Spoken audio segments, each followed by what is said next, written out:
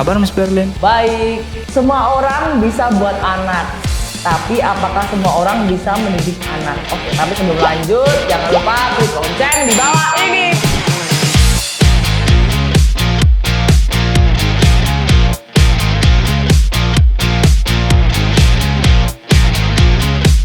Oke, menurutku di bab pertama kita akan membahas anak beranjak remaja ingin beri izin untuk pacaran. Wow.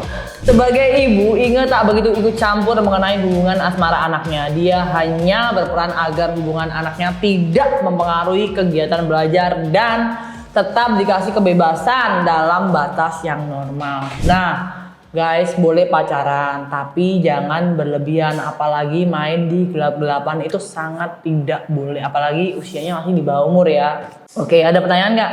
Nanya Miss, anak muda atau anak sekolah yang pacaran itu nggak bener Miss? Bener juga, masalahnya pacarannya itu saling support atau toksik. Kalau saling melarang, kamu nggak boleh gini, kamu nggak boleh gini, oh kamu mau cari perhatiannya sama kakak kelas, kamu mau gini. Itu nggak boleh, itu nggak buat kamu berkembang. Pacaran itu saling support, saling maju bersama, saling nasehatin, berkembang bersama, bukan saling melarang. Itu namanya, aduh nggak bener. Itu baru pacaran aja kayak gitu.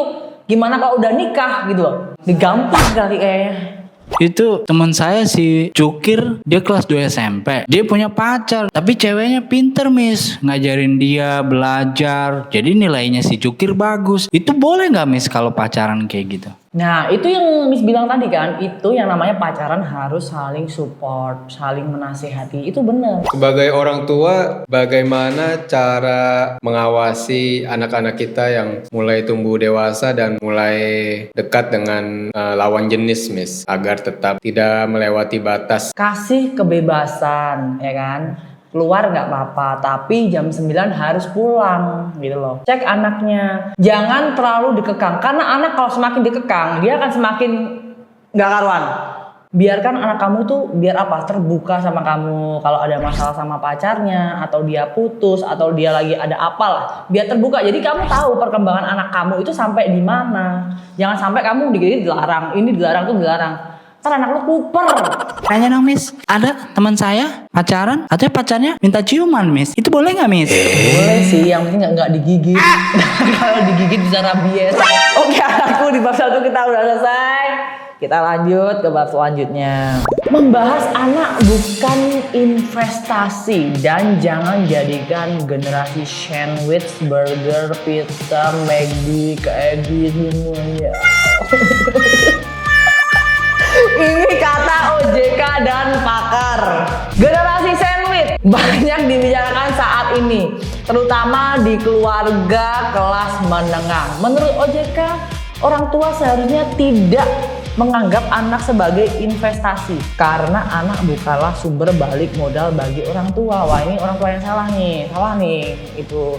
Dan mentang-mentang ntar orang tuanya udah tua, terus dia ntar minta duitnya ke anaknya, itu nggak boleh. Minimal orang tuanya juga harus membangun usaha meskipun dia udah tua gitu. Jadi nggak nyusahin anaknya juga.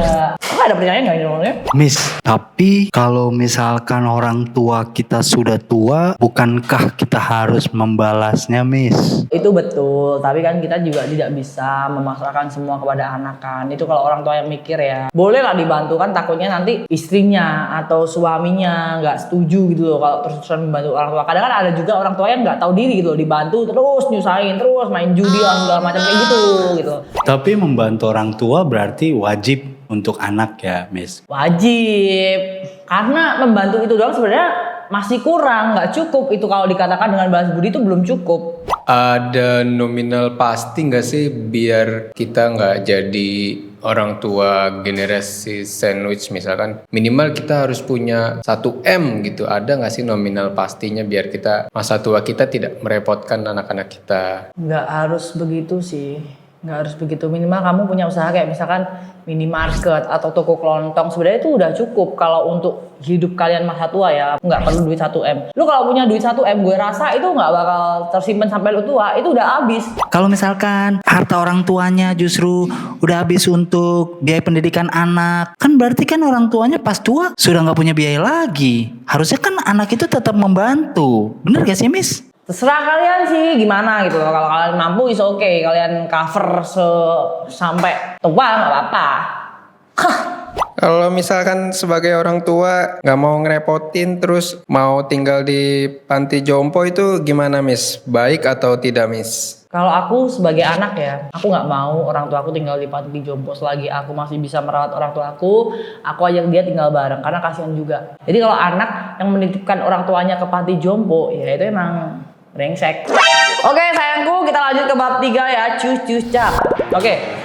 Membahas polisi tetapkan bocah kelas 6 SD di Simalungun jadi pelaku perundungan. Aduh, lagi-lagi bully. Aduh, mau jadi apa sih negara ini? Kalau mau jadi jagoan, mending lu ikut MMA atau ikut tinju tuh kalau mau jadi jagoan. Ngapain sih jadi jagoan di kampung sendiri mah? Semua juga banyak tunggalnya kok. Kecuali lu di luar lu berani itu is oke. Kalau lu di kampung lu sendiri ya sama aja bohong. Seorang pelajar kelas 6 SD di Sumatera Utara ditetapkan sebagai pelaku perundungan terhadap temannya yang masih di bawah umur, di mana korban ditendang dari belakang hingga jatuh ke tanah. Kalau misalnya anak yang ngebully itu dia bisa ngebully itu karena di rumahnya dibully atau karena tontonannya atau karena apa sih, Miss? Bisa aja satu pengaruh lingkungan, bisa aja dia ngerasa aku kuat gitu loh, jadi aku mau ngebully anak-anak ini, dia ngerasa dirinya kuat dan banyak yang mendukung dia kayak teman-temannya atau apa ya, dia kayak merasa aku kan kuat, aku rundung aja nih anak nih, biasanya seperti itu. Sebagai korban bully, sebaiknya melawan atau diam saja tapi melapor atau gimana Miss? Kalau menurut Miss sih, kalau maksudnya kalau dibully biasa sih masih oke ya, jangan dilawan, udah biarin aja sekali dua kali oke lah.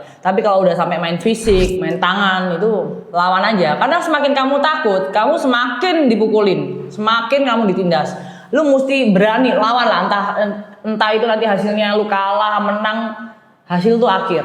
Lu berani aja dulu. Udah. Oke, kita lanjut ke bab akhir ya. Oke, kita kasih kesimpulannya ya.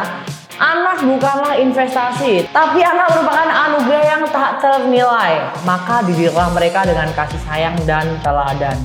Oke, makasih udah ikutin kelasnya Miss dari awal sampai akhir. Kita ketemu lagi di episode berikutnya dan jangan lupa like, comment,